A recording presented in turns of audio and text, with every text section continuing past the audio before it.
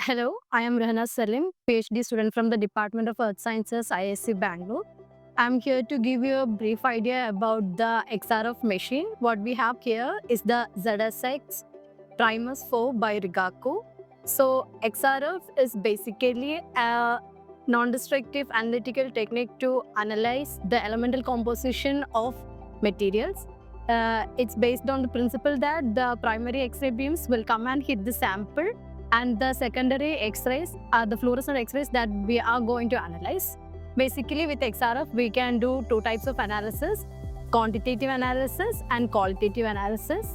We'll measure the X-ray wavelength or energy for qualitative analysis and X-ray intensity for the quantitative analysis. Now we can move on to the system. ZSX Guidance is the software that we use for the analysis. So it's already logged in. Now let's go and check whether everything is in normal condition. So what we have to do, we have to go to Startup, click once, and there we can see the spectrometer status. In spectrometer status, we can see the parts inside the analyzing chamber and the sample chamber. The parts of the spectrometers are shown here. So what we have to do is we have to see whether everything is in a normal condition. So we can go here and double click.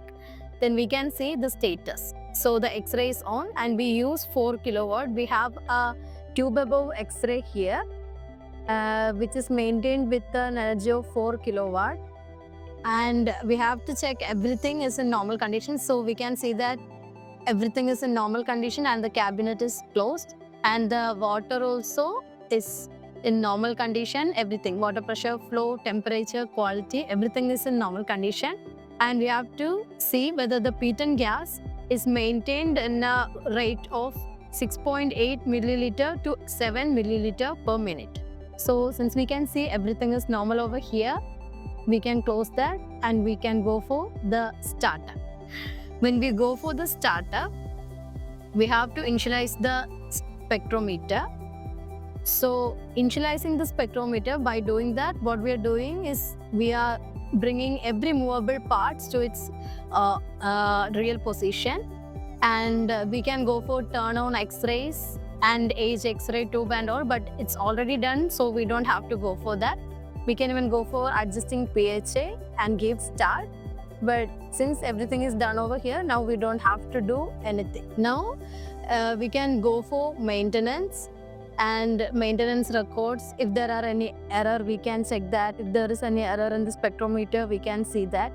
And we can even go for the checklist which shows the daily check. You can go for the maintenance record and go for error log if any error is showing as such. But keep one thing in mind: if any error happens, stop the operation and call the operator immediately. As we have seen that everything is in normal condition, we can go for the sample loading.